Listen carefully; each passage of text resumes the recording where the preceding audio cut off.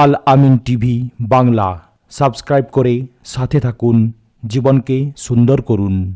আসসালামু আলাইকুম ওয়া রাহমাতুল্লাহি ওয়া বারাকাতুহু। প্রিয় ভাইরা, আসহাবে রাসূলের জীবন কথা নামক সিরিজের চতুর্থ পর্বে আপনাদের স্বাগতম। আজকের সাহাবী হযরত বিলাল ইবনে রাবাহ রাদিয়াল্লাহু তাআলা আনহু।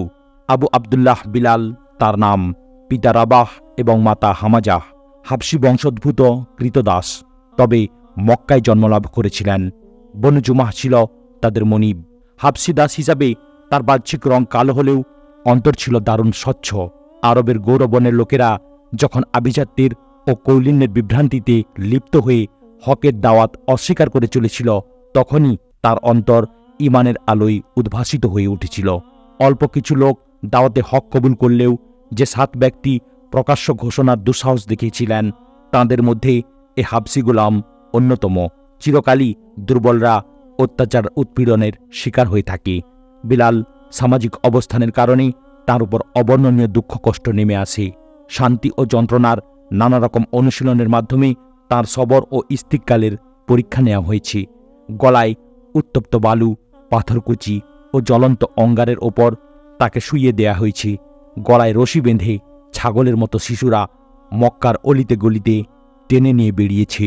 তবুও তাওহীদের শক্ত রশি তিনি হাতছাড়া করেননি। আবু জাহাল তাকে উপুড় করে শুইয়ে দিয়ে পিঠের উপর পাথরের বড় চাক্কি রেখে দিত। মধ্যাহ্ন সূর্যের প্রচণ্ড খরতাপে তিনি যখন অস্থির হয়ে পড়তেন, আবু জাহাল বলতো, বিলাল, এখনো মুহাম্মদের আল্লাহ থেকে ফিরে এসো। কিন্তু তখনও তার পবিত্র মুখ থেকে আহাদ আহাদ ধ্বনি বের হতো। অত্যাচারী মুশরিকদের মধ্যে উমাইয়া ইবনে খালব ছিল সর্বাধিক উৎসাহী। সে শান্তি ও যন্ত্রণার নিত্য নতুন কলাকৌশল প্রয়োগ করত। নানা রকম পদ্ধতিতে সে তাকে কষ্ট দিত। কখনো গরুর কাঁচা চামড়ায় তাকে ভরে, কখনো লোহার বর্ম পরিয়ে উত্তপ্ত রোদে বসিয়ে দিয়ে বলতো, তোমার আল্লাহ লাত ও উজ্জা। কিন্তু তখনও এ তাওহীদ প্রেমিক লোকটির জবান থেকে আহাদ আহাদ ছাড়া আর কোনো বাক্য বের হতো না। মুশরিকরা বলতো, তুমি আমাদের কথিত শব্দগুলি উচ্চারণ করো। তিনি বলতেন, আমার জবান ঠিকমতো তোমাদের শব্দগুলি উচ্চারণ করতে পারে না। প্রতিদিনের মতো সেদিনও হযরত বিলালের ওপর বাথা উপত্যকায় অত্যাচারের স্টিমরোলার চলছিল। ঘটনাক্রমে হযরত আবু বকর সিদ্দিকও সেই পথ দিয়ে যাচ্ছিলেন। তিনি দারুণ মর্মাহত হলেন। মোটা অঙ্কের অর্থ বিলালের মনিবকে দিয়ে তিনি তাকে আজাদ করে দেন।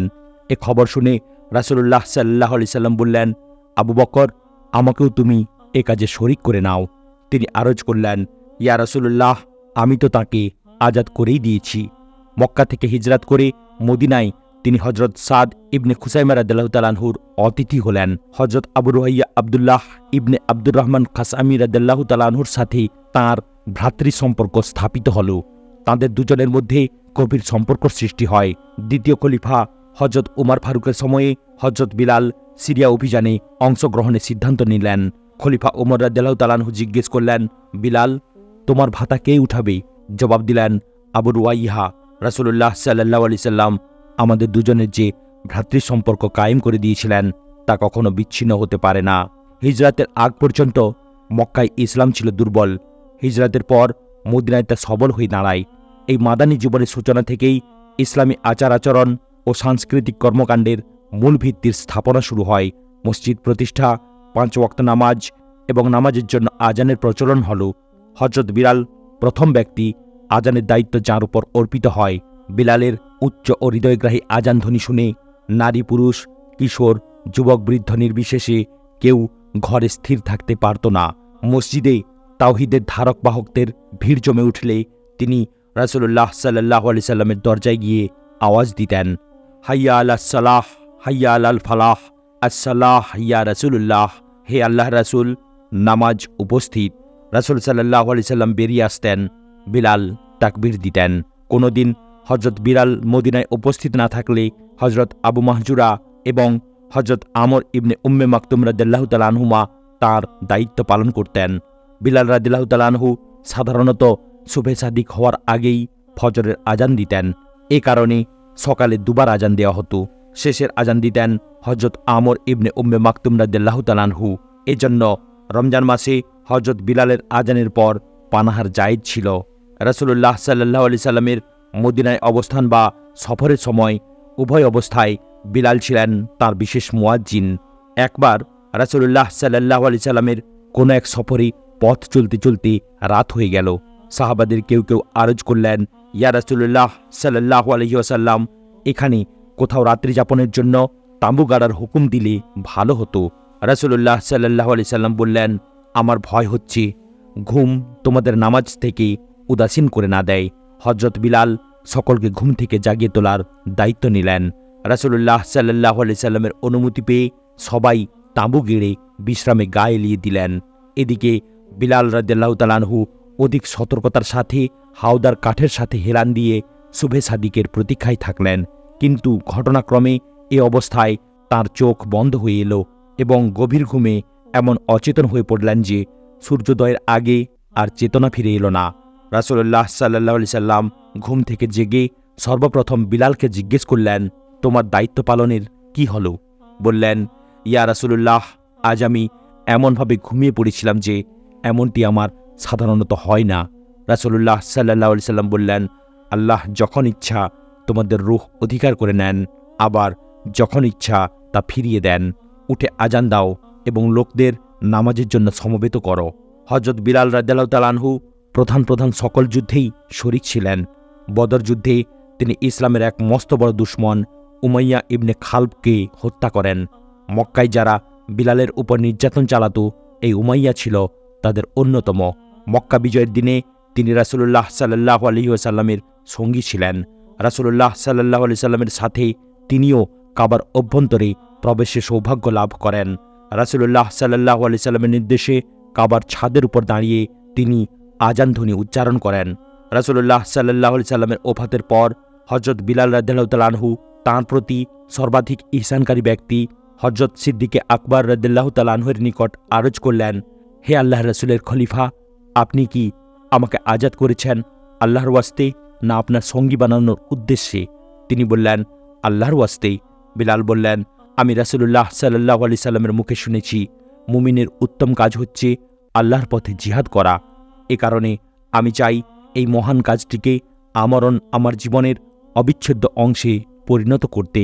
হযরত আবু বকর রাদিয়াল্লাহু তাআলা আনহু বললেন, বিলাল, তুমি আমার থেকে দূরে চলে গিয়ে বিচ্ছেদ বেদনায় আমাকে কাতর করে তুলো না। হযরত আবু বকর রাদিয়াল্লাহু তাআলা আনহুর আবেদনে সাড়া দিয়ে তাঁর জীবদ্দশায় বিলাল কোনো যুদ্ধে অংশগ্রহণ করেননি। হযরত আবু বকরের পর খলিফা হযরত উমার। বিলাল তার কাছেও অনুমতি চাইলেন জিহাদে অংশগ্রহণের। প্রথম খলিফার মতো দ্বিতীয় খলিফাও তাকে ঠেকিয়ে রাখতে চাইলেন, কিন্তু তার অত্যধিক উৎসাহ ও অনমনীয় মনোভাব দেখে খলিফা উমার তাকে যাওয়ার অনুমতি দিলেন। তিনি সিরিয়া অভিযানে অংশগ্রহণ করলেন। 16 হিজরি সনে হযরত উমারের সিরিয়া সফরকালে অন্যান্য সামরিক অফিসারদের সাথে বিলালও জাবিয়া নামক স্থানে খলিফাকে স্বাগত জানান এবং বাইতুল মুকাদ্দাস সফরে তিনি খলিফার সঙ্গী হন। সফরের এক পর্যায়ে একদিন খলিফা বিলালকে অনুরোধ করলেন আজান দেওয়ার জন্য। বিলাল বললেন, যদিও আমি অঙ্গীকার করেছি রাসূলুল্লাহ সাল্লাল্লাহু আলাইহি সাল্লামের পর আর কারোর জন্য আজান দিব না, তবে আজ আপনার ইচ্ছা পূরণ করব। এ কথা বলে তিনি এমন হৃদয়গ্রাহী আওয়াজে আজান দিলেন যে উপস্থিত জনতার মধ্যে অস্থিরতা দেখা দিল। হযরত উমার এত কাঁদলেন যে তার বাকরুদ্ধ হয়ে গিয়েছিল। হযরত আবু উবাইদা ও হযরত মুয়াজ বিন জাবাল রাদিয়াল্লাহু তাআলা আনহু কান্নায় ভেঙে পড়েছিলেন। সবারই মনে তখন নবী যুগের ছবি ভেসে উঠছিল। অন্তরে তখন এক বিশেষ অনুভূতি জেগে উঠেছিল। সিরিয়ার সবুজ ও শস্য শ্যামল ভূমি হযরত বিলালের খুবই মনঃপূত হয়। তিনি দ্বিতীয় খলিফার নিকট তাঁর ইসলামী ভাই আবু রুয়াইয়াহ সহ তাঁকে সিরিয়ায় স্থায়ীভাবে বসবাসের অনুমতি দানের জন্য আবেদন জানান। তার আবেদন মঞ্জুর হল।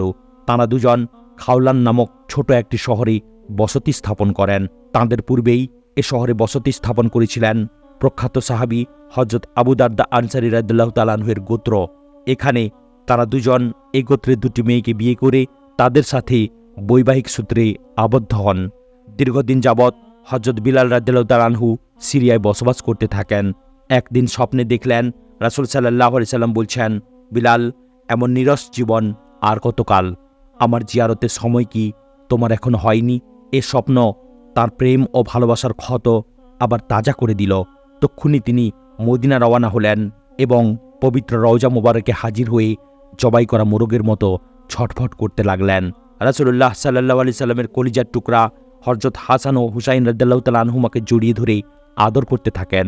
তারা দুজন সেদিন সকালে ফজরের আজান দেওয়ার জন্য হযরত বিলাল রাদিয়াল্লাহু তাআলা আনহুকে তাঁদের অনুরোধ তিনি প্রত্যাখ্যান করতে পারেননি। সুবহে সাদিকের সময় মসজিদে নববীর ছাদে দাঁড়িয়ে তিনি আল্লাহু আকবার বলছিলেন, আর সে ধ্বনি মদিনার অলিতে গলিতে প্রতিধ্বনিত হয়ে ফিরছিল। তাঁর সে আজান ধ্বনি শুনে মদিনার জনগণ তাকবীর ধ্বনি দিয়ে আকাশ বাতাস মুখরিত করে তুলেছিল। তিনি যখন আশহাদু আন্না মুহাম্মাদার রাসূলুল্লাহ বললেন, তখন মদিনার নারী পুরুষ সকলেই অস্থিরভাবে কাঁদতে কাঁদতে ঘর থেকে বেরিয়ে মসজিদের দিকে দৌড়াতে শুরু করেন। বর্ণিত আছে, এমন ভাববিহ্বল দৃশ্য মদিনায় আর কখনো দেখা যায়নি। এর নিষ্ঠাবান রাসূল প্রেমিক হিজরি 20 সনে প্রায় 60 বছর বয়সে ইন্তিকাল করেন। দিমাশকের বাবুস সাগিরের কাছেই তাকে দাফন করা হয়। চারিত্রিক সৌন্দর্য হযরত বিলাল রাদিয়াল্লাহু তাআলা আনহুর মর্যাদা ও সম্মানকে অত্যধিক বাড়িয়ে দিয়েছিল। হযরত উমার বলতেন, আবু বকর আমাদের নেতা এবং তিনি আমাদের নেতা বিলালকে আজাদ করেছেন। হযরত রাসূল পাকের সাহচর্য ও সেবাই ছিল তাঁর জীবনের প্রধান উদ্দেশ্য। সবসময় রাসূলুল্লাহ সাল্লাল্লাহু আলাইহি সাল্লামের আশেপাশে উপস্থিত থাকতেন। রাসূলুল্লাহ সাল্লাল্লাহু আলাইহি সাল্লামের সফরসঙ্গী হতেন। ঈদ ও ইস্তিসকার নামাজের সময় বল্লম হাতে রাসূলুল্লাহ সাল্লাল্লাহু আলাইহি সাল্লামের আগে আগে ময়দানে যেতেন। ওয়াজ নসিহতের মজলিসেও উপস্থিত থাকতেন। শত প্রয়োজন ও দারিদ্র থাকা সত্ত্বেও হাতে কিছু এলেই তার একাংশ রাসূলুল্লাহ সাল্লাল্লাহু আলাইহি সাল্লামের জন্য উপঢৌকন পাঠাতেন। একবার উৎকৃষ্ট মানের কিছু খেজুর রাসূলুল্লাহ সাল্লাল্লাহু আলাইহি সাল্লামের কাছে নিয়ে আসেন। তিনি জিজ্ঞেস করেন, বিলাল, এগুলি কোথায় পেলে? জবাব দিলেন, আমার কাছে কিছু নিম্নমানের খেজুর ছিল। যেহেতু আপনার খিদমতে কিছু পাঠানোর ইচ্ছা ছিল, এই জন্যই 2 সায়ের বিনিময়ে এর 1 সা খেজুর লাভ করেছি।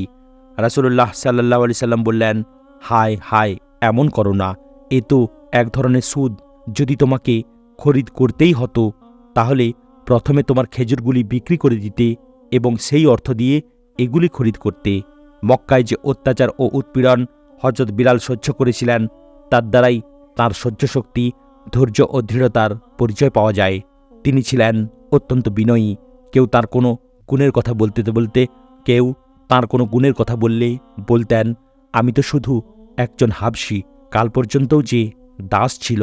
সততা, নিষ্কলুষতা ও বিশ্বস্ততা ছিল তাঁর চরিত্রের অন্যতম বৈশিষ্ট্য। হযরত বিলাল যেহেতু রাসূলুল্লাহ সাল্লাল্লাহু আলাইহি সাল্লামের বিশেষ মুয়াজ্জিন ছিলেন, এ কারণে অধিকাংশ সময় মসজিদেই কাটাতে হতো। রাত দিনের বেশি সময় ইবাদতে অতিবাহিত করতেন। একবার রাসূল সাল্লাল্লাহু আলাইহি সাল্লাম তাকে জিজ্ঞেস করলেন, তোমার কোন ভালো কাজটির জন্য সবচেয়ে বেশি সওয়াবের আশা করো? বললেন, আমি তো এমন কোনো ভালো কাজ করিনি, তবে প্রত্যেক অজুর পরে নামাজ আদায় করেছি। সম্ভ্রান্ত আরব পরিবারে তিনি একাধিক বিয়ে করেছিলেন।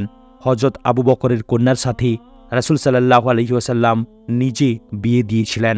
বনু জোহরা ও আবু দারদার পরিবারের সাথে বৈবাহিক সম্পর্ক স্থাপন করেছিলেন, কিন্তু কোনো পক্ষেই তাঁর কোনো সন্তান জন্মলাভ করেনি।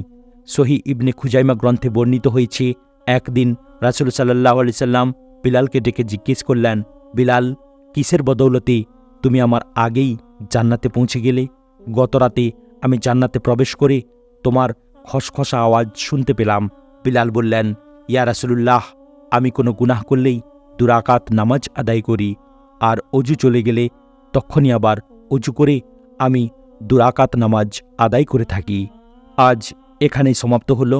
ভিডিওর পরবর্তী অংশ অর্থাৎ জাফর ইবনে আবি তালিব রাদিয়াল্লাহু তাআলা আনহুর জীবনী শুনতে গেলে চ্যানেলটিকে সাবস্ক্রাইব করুন, লাইক, কমেন্ট এবং শেয়ার করতেও ভুলবেন না।